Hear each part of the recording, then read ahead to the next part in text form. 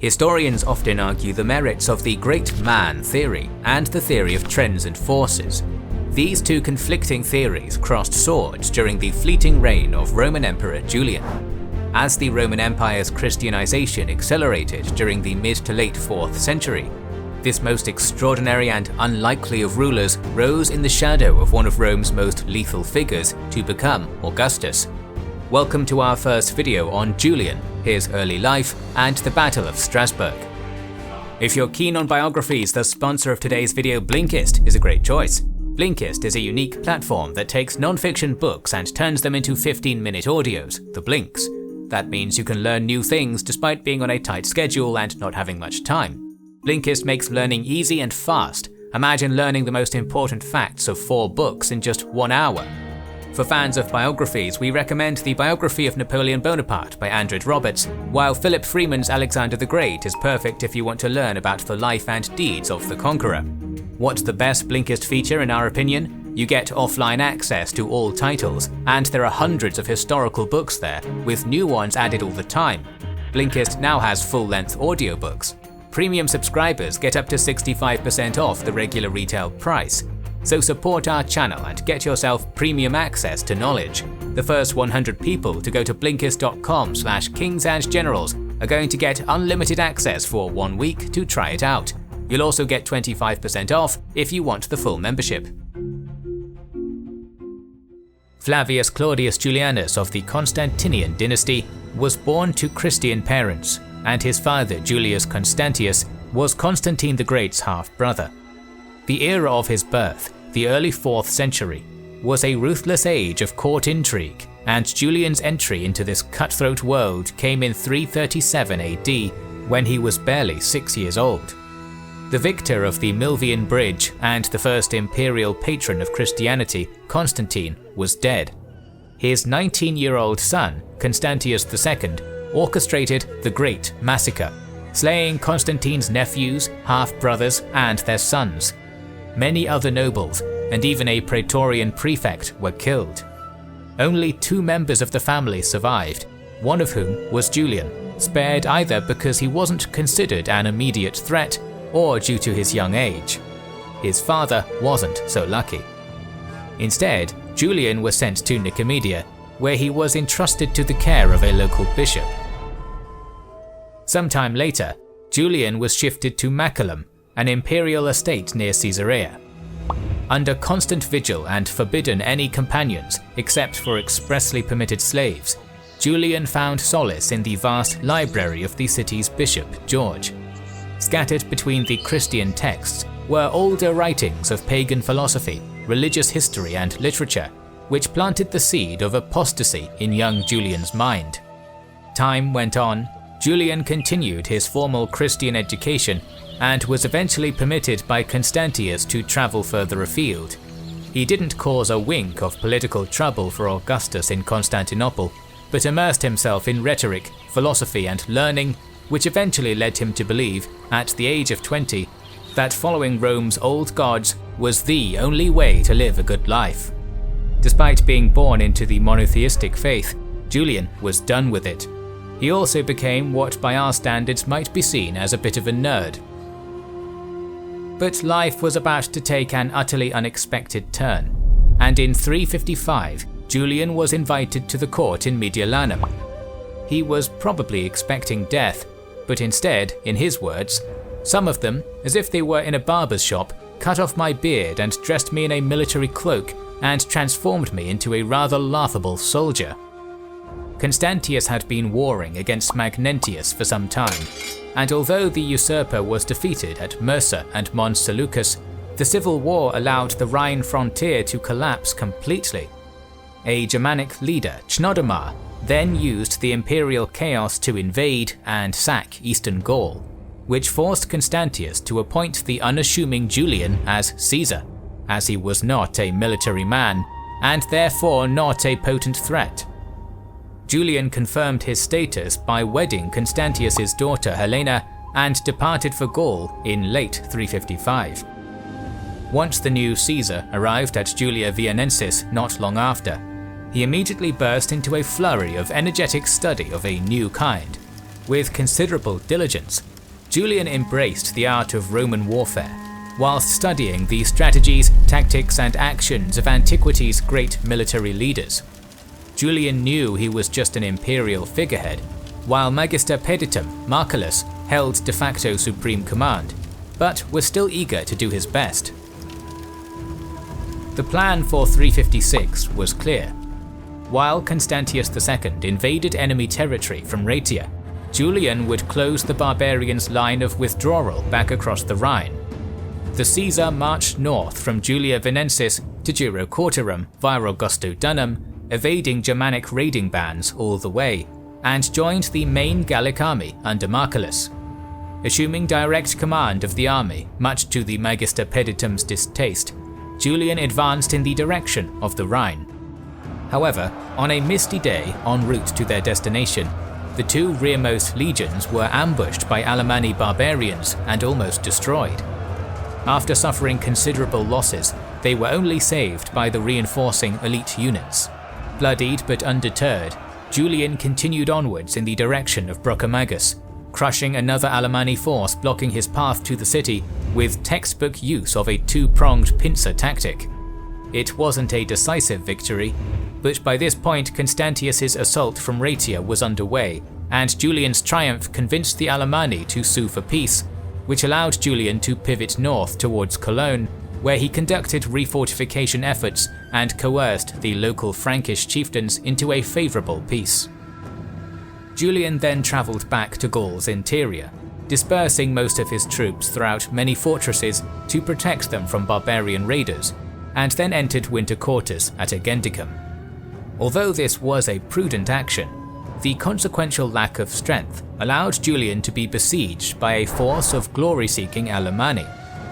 Here Julian showed his true colours, standing resolute among his soldiers and launching sorties which, although unsuccessful, garnered immense respect. Either because he believed he was doing Constantius a favour, or because he despised the Caesar's independent command, Marcellus didn't send any aid, a fact which led to his scathing recall to Mediolanum by the Augustus, and his replacement by a new general, Severus. Once he'd seen off the Alemannic siege, Julian zealously recruited additional soldiers into the army, swelling his force to a total of 13,000 soldiers. Soon after, he received his orders for 357 from Constantius. The emperor was departing to the frontier at Sirmium, leaving General Barbatio with 25,000 troops to function as the right wing of a large-scale Roman pincer operation from Augusta Rauricorum, while Julian was to continue operating in the north, cutting the barbarians' line of retreat and destroying enemy warbands wherever he found them. The conclusion of this plan was a final crossing of this pincer just to the south of Strasbourg. The plan was lethal on paper, but possessed far too many moving parts to actually work. Still, the campaigning season began well enough, with Barbatio gradually advancing northwards and Julian moving to Juracutorum and then east towards the Rhine. Unfortunately, an unforeseen band of Laeti marauders inserted themselves between the two converging forces and attacked Lugdunum, pillaging throughout the area. This forced Julian to detach 3 squadrons of light cavalry from his main army to smash the raiders. A vast number of Laeti were killed by the onrushing imperial riders, but some survivors managed to flee Rhinewards. It seems as though these fugitives would be caught by Barbatio's sentries coming the other way, but were apparently allowed to pass by the general's subordinates. The laxity shown by Barbatio was in fact the first act in his spiteful non-cooperation with Julian. Although delayed, the Caesar was approaching from Juracutorum. Passing by an Alemanni blockade of felled trees at the Col de Saverni Pass, he reached the Germans' apparently impregnable haven, a series of islets dotting the Rhine River, which they believed ponderous Romans couldn't cross. They were underestimating Julian. Approaching the river, Julian asked Barbatio for 7 ships to build a pontoon bridge. However, Barbatio instead explicitly elected to burn them all. Forced into a contingency, Julian ordered a contingent of an elite Auxilia Palatina unit, known as the Conuti Signores, to ford the low summertime flow by using their shields as a float. All Alemanni men, women and children inhabiting the nearest of the Rhine islets were quickly butchered by Julian's men in full view of the other islanders, who swiftly vacated them and returned to their side of the Rhine. The Palatina troops gathered valuable loot, animals and slaves for themselves before withdrawing to the mainland, their task complete to Caesar's satisfaction. Doubling back, Julian attempted to prepare the strategic fortress of Tres Tabernae for a siege by securing its fortifications and bringing in supplies. But this effort too was hindered by Barbatio, who again burned the much-needed supplies, with Ammianus Marcellinus speculating that he was either an empty-headed fool or doing so at the behest of a supremely paranoid Constantius who wanted Julian to fail or be killed. As though to prove karma a very real thing, as Barbatio's 25,000-strong army were in the vicinity of modern-day Strasbourg, then known as Agenteratum, they were surprised and set upon by a massive horde of Alemanni warriors. Rather than fighting with his formidable force, Barbatio abandoned his wing of the pincer maneuver and withdrew all the way back to Augusta Raurica. During the retreat, a deserter from Barbatio's army went over to the Germans and informed them that Julian's remaining forces were small in comparison and could be easily destroyed. Emboldened by this news, and concerned at Julian's fortification at Savinae, Chnodomar managed to rally a number of other Germanic kings to his side, combining their forces together near Agenteratum, only a relatively short distance from Tres Tabernae. Inspired by the words and deeds of Roman leaders reaching back to the founding, Julian marched along the military road throughout the morning of August 24, 357, nearing Chnodomar's force of Alemanni and friends at around midday. Hunger for glory wasn't about to dampen the Caesar's wisdom, and he ordered his troops to encamp, rest, refresh and regroup for battle the next day. The soldiers, however, weren't happy with that. By striking their spears and shields together, they made clear to Julian that they wanted to fight the barbarian invaders now while they were still one force. Convinced or coerced, Julian decided to fight. The Roman force, arraying opposite Chnodomar's horde, had Tres Tabernae to its rear and could therefore retreat to a ready citadel if necessary, but the Alemanni only had the Rhine at their back. But this strategic disadvantage was offset by numerical disparity. Julian only had 13,000, while the Germanic coalition, however sketchy estimating their numbers can often be, probably brought to bear about 34,000. The bulk of the Alemanni infantry was deployed in the center of the battlefield, each warband and chieftain's contingent under the command of whichever warlord or tribal leader they were bound to. Chnodomar's right flank was anchored by an area of forest, inside which the Germanic king placed a force of ambushing infantry under his nephew Serapio. On the other side of the field was Chnodomar himself, at the head of 4,000 barbarian cavalry intermixed with light infantry.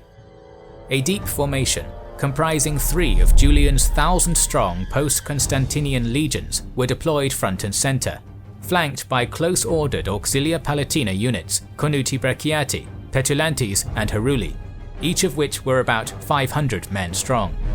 Severus was on the left with yet more legions, and in reserve was Julian himself, accompanied by several hundred Scholarii guards and an elite honoured legio known as the Primani.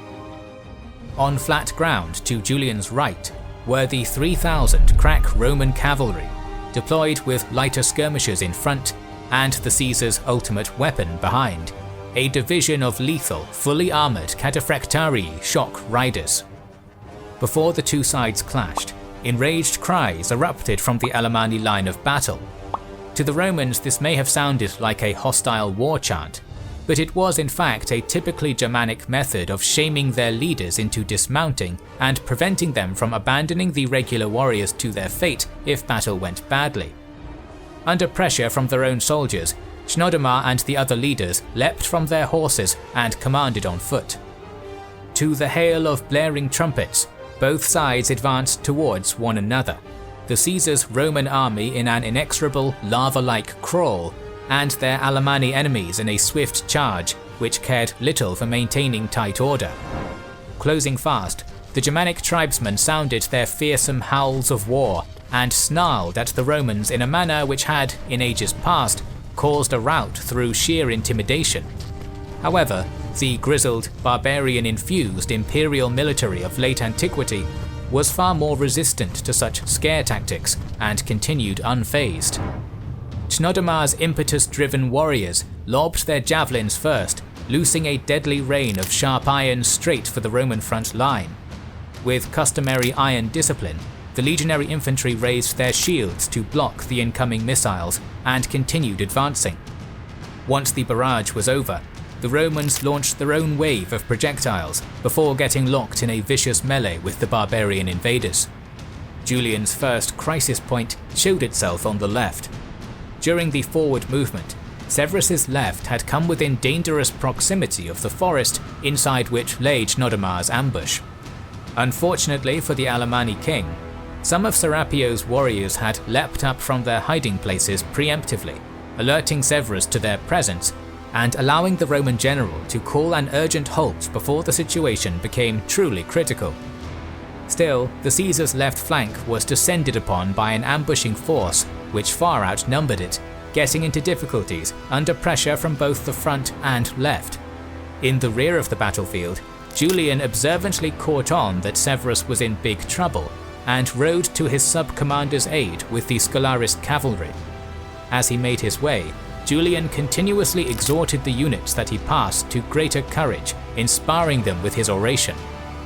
By the time the Caesar reached Severus's section, the notoriously ferocious charge of Serapio's soldiers was over, and the situational advantage shifted to the Romans. Julian kept himself behind the line, rather than fighting at the forefront, ordering the left to fight in a looser formation so that encirclement would not become a threat, and even managed to pull back an overzealous unit at risk of pushing too far. After a shaky start, Severus and Julian managed to repel and push back the Alemanni opposing them, stabilizing that part of the field. However, the Caesar had a far more serious problem to deal with. Over on the flat side of the battlefield, Roman cataphractarii and their skirmisher vanguard charged straight at Chnodomar. While the initial impact was devastating, the Alemannic king's intermingling of infantry within his cavalry had a terrible effect.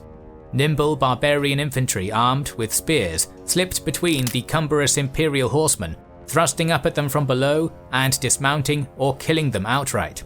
Many casualties were inflicted in this way, until finally the cataphractarii commander was thrown from his horse, leading to the entire cavalry flank turning and running.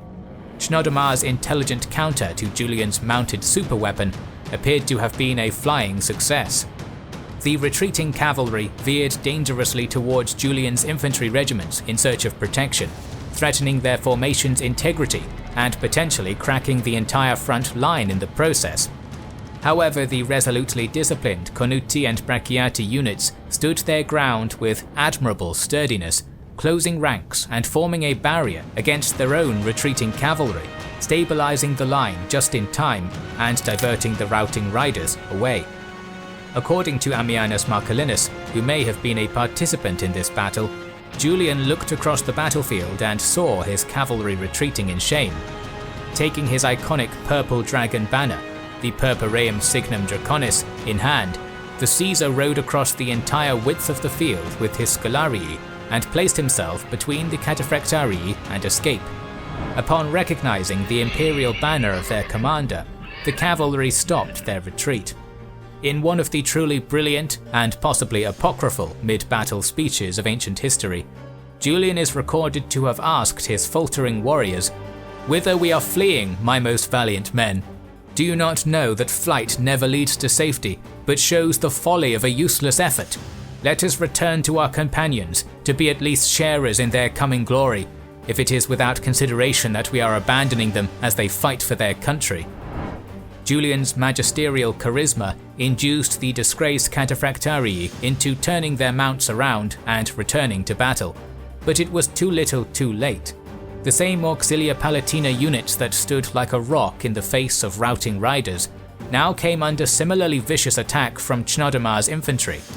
Even when faced with this pressure, the Palatina did not break, keeping the barbarians at bay until a Batavi Palatina regiment from the second line arrived and stabilized the line. Fortunately for them, the triumphant Germanic cavalry was nowhere to be seen. Rather than crashing on and falling on the remaining units opposing them post-victory, Chnodomar's mounted division regrouped into a great strike force and wheeled around, traversing the entire length of the battlefield, with the likely aim of joining Serapio and exploiting a weakness on the Roman left. Despite being in balance, the battle near Argentoratum was turning into a close-run thing, and a breakthrough anywhere could signal the bloody end for either side. While the fighting was ongoing, a number of Alemanni nobles and their respective elite warrior cadres massed behind the barbarian centre. Once the fighters were ready and fired up, a battering ram of Chnodomar's very best troops barreled forwards, crashing straight into the Roman centre. Shortly after, they managed to tear a hole straight through it. Julian's entire first line recoiled at the shock impact and bent into the shape of a bow snapped in the centre. Hundreds of Alemanni elites streamed through the gaping wound in the Roman battle line, threatening to roll up the entire formation and win Chnodomar his long-awaited victory against the Empire. To maintain composure in such a potentially life-threatening situation is a testament to the hardened Roman infantry and their trust in the Caesar by whom they were led. Julian was to prove that their trust was well placed. Immediately after the Alemanni's ramhead shattered Julian's first line, the Caesar ordered his honoured Primari Legion to meet the threat. They did just that, meeting the Germanic charge with their shields like a wall of steel, stopped it in its tracks and shoved it back, butchering many of the interlopers in the process. Meanwhile, Severus pushed through the forest and disordered Serapio's wing before it had a chance to unite with the cavalry. This provoked a general Alemanni retreat in that area of the battlefield and allowed Severus to swing inwards, carving through the enemy flank. Julian's standout Auxilia Palatina units managed to push the Alemanni back as well, and this triggered a general barbarian flight. Many were slain during the battle itself, but many times more were cut down as they fled towards the Rhine, speared in the back by onrushing Roman cavalry, or ruthlessly cut down by the swing of a legionary's sword. Once the exhausted survivors reached the river, many attempted to swim across its breadth in their panic, only to ignominiously drown or provide an easy target for Roman javeliniers and archers. A significant number of Germans managed to withdraw across the Rhine, but the prime barbarian Chnodomar was not among them. After attempting to escape numerous times, and fighting a last stand with 200 of his personal retinue atop a small hill, the Alemanni warlord surrendered to a lone legionary officer who took him to Julian in chains. Following his reception of the king's acquiescence to Roman demands, the Caesar sent Chnodomar off to Constantius's court. He eventually died of old age in Rome, far from his native land. For what his figures are worth, Ammianus Marcellinus tallies up the Roman dead at just 243 soldiers and 4 officers, 2 of which were cataphractarii commanders, a third who served as a tribune of the exemplary Conuti Auxilia regiment, and a 4th tribune who goes unnamed. Compared to this slight loss, Julian's surveyors recorded 6,000 dead Alemanni on the battlefield alone, not accounting for the later deaths by drowning. At Argentoratum, the young bookworm Julian won the final true victory that the Roman Empire would ever achieve before its western half collapsed. His decapitation of the Alemanni Confederation meant that rather than facing a unified barbarian threat, the imperial forces could pick off individual tribes one by one. It was such a victory that Julian's overeager men acclaimed him Augustus, but the Caesar repudiated his soldiers and calmed their enthusiasm, all too aware that the affront would trigger the paranoia of his murderous relative. In the second episode of our miniseries, we will talk about Julian's rise to power, as well as his struggle against Christianity and his war against the Sassanids, so make sure you are subscribed and have pressed the bell button. Please consider liking, commenting and sharing, it helps immensely. Our videos would be impossible without our kind patrons and YouTube channel members, whose ranks you can join via the links in the description to know our schedule, get early access to our videos, access our Discord, and much more. This is the Kings and Generals channel, and we will catch you on the next one.